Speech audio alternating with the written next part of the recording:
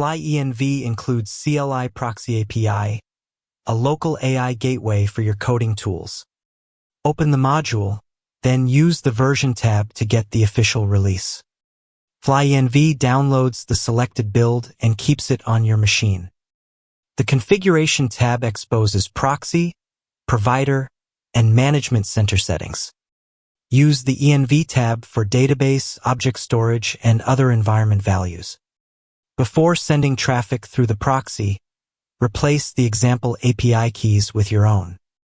The Service tab shows the running local gateway, its version, and its install path.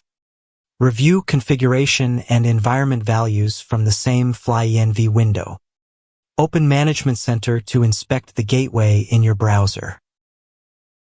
The dashboard confirms the local service is connected and shows request activity. AI Providers organizes credentials and provider-specific settings.